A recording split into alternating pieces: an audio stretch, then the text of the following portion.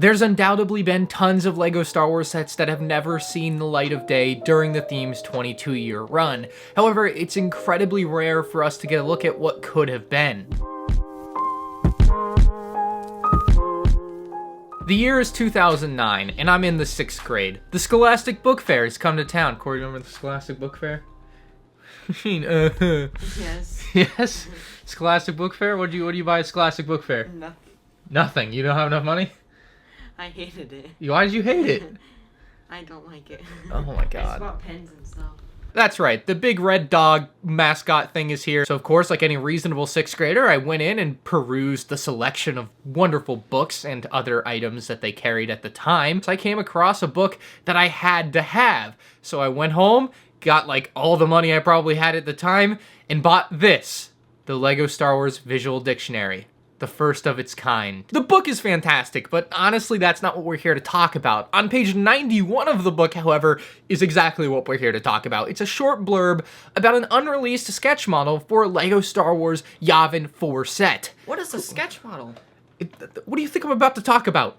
Oh, sorry. Think of it like a rough draft for an essay you would write for school. It's something the designers create to be able to work off and see if a product works conceptually, and then go from there and into a more finalized product for release. So essentially, this Yavin 4 sketch model was something that wasn't quite close to what maybe a finished product would look like, but gives us a really good insight as to what they start with from time to time. Speaking of Yavin 4, there have only been 2 LEGO sets to this day that have had any part of Yavin 4 as part of their build. Both of those were 4+ Junior set. This one is obviously a little bit bigger than what we got there. From a certain point of view, they've already created this set by virtue of having the entirety of Yavin as a planet created.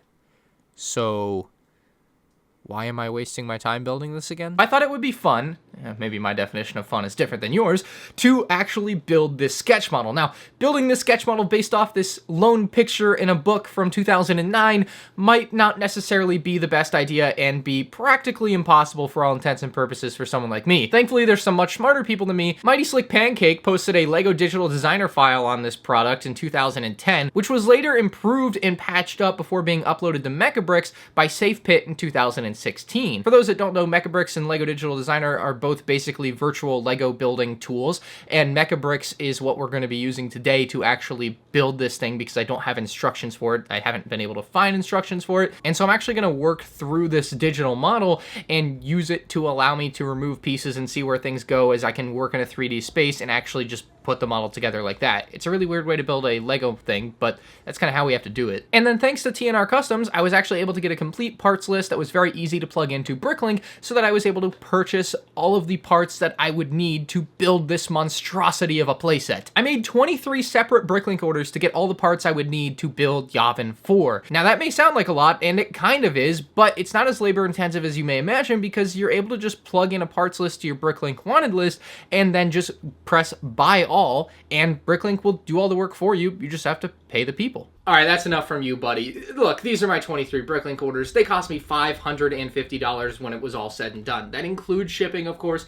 and so if you actually wanted to save a little bit of money, if you were going to do this yourself, you could always buy the parts used, or you could help supplement from your own collection. Now we need to open all of these.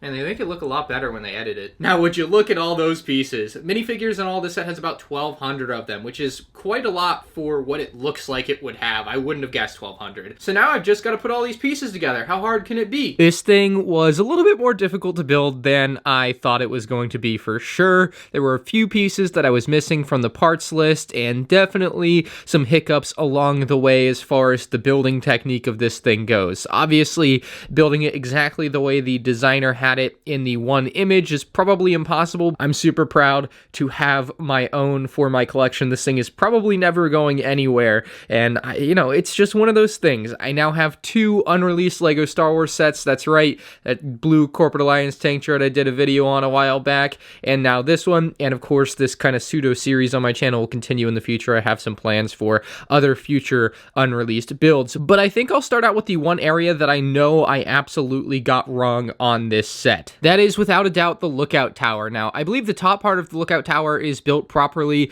You actually can seat a minifigure in there if you want, because there are studs in the bottom, so you could put one of the rebel troops up in the watchtower. In fact, LEGO has a rebel troop in the watchtower in one of the images. And in that same image, you actually notice that at the base of this guard tower, it actually bows out a little bit. There's actually more bricks that go at the bottom of it, but I did not order those for this particular build. So potentially I'll fix that in the future for myself, but for the purposes of this video, this was more than adequate enough, and it's the way everyone kind of thought it was built for a long time, I think, because I don't think anyone ever realized there was a third angle that showed the base of this tower, and it becomes very obvious that this is just not the way it was done. So the tower, though, is a little bit weak. I mean, this thing falls off incredibly easily, so as far as like a LEGO set goes, it would definitely need some stability improvements in there, but like it's still pretty cool. And of course, a pretty iconic part of Yavin 4 that we see. So I'm actually going to take this out of the way just so we can see the rest of the design a little bit easier right now, and you can see how easy that is to knock off the top.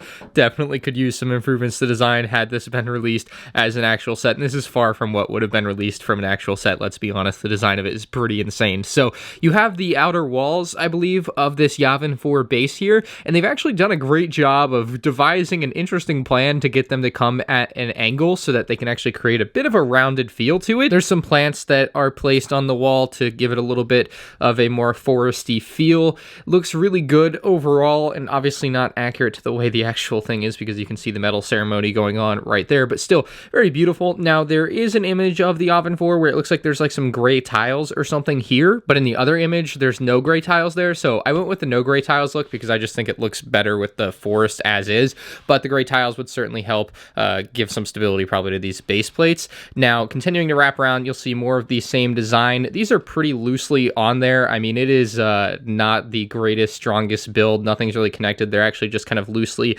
laying on tiles on the bottom there, because otherwise they would be hanging and probably break off of whatever they're connected to at the top. But you can see the main spine of the base here, all brick built, no Technic. It's pretty crazy how strong this build still is, given the lack of Technic pieces to actually add some rigidity to a lot of stuff. But regardless, there's a little turret out front here that can spin 360 degrees. I love this turret design. There's actually a couple more we'll get to in a second. And then you could perhaps place a figure inside of the turret and have him trying to shoot out of it. There's like a little window he could be looking through. Now, the other thing I have to say about the exterior here is that on these particular panels, it does actually look like they have stickers on them on some of the imagery. So I'm not exactly sure what the sticker design was supposed to be, but as far as like actually building this for myself, I couldn't really replicate that. It's too hard to tell what it is, so I did not have that at all. Now, something else interesting about this build, the three base plates at the back, the green ones, and the main base plate at the front, kind of this road base plate, aren't really connected anywhere. So you can see they're completely separated at the base. The only connection is between when these bricks come across and down, and then same up here with the plates coming across onto these big kind of crane pieces from like Lego City, I think, and then down. That's the connection between the base plates. There's no actual connection at the base of them, which should be easily fixable if you wanted to fix it. But as far as I could tell from the design, and as far as the design that people had uploaded, there is no connection. So as far as the other side of the build will work from the top down, we have the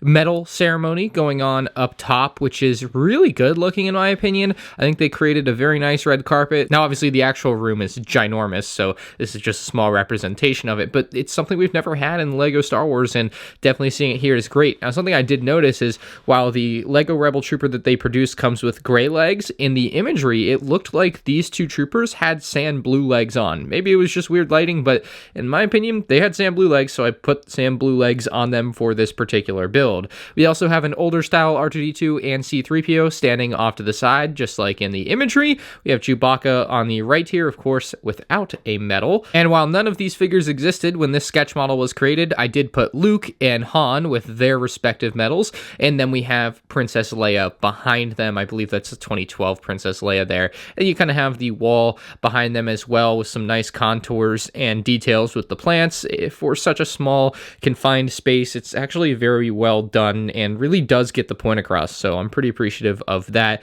You can see the top of the build here. This is kind of a weak point to me. It falls off a little bit too easily, but not much else you can really do about that. But I do want to share my favorite angle that I get to look at this mock through, and that is like this. You can see down the hallway all the way to Han, Leia, and Luke there. It looks awesome. Absolutely love it. And then you can see just the rest of the exterior is here. You can see it's just a pretty crude transition from outside to inside there, but nonetheless, very good looking, and that's kind of all it is. It is a decently strong area. You don't have to worry about like breaking through to the bottoms. Another section where I had to take a few liberties was this particular section here with the Rebel pilots meeting.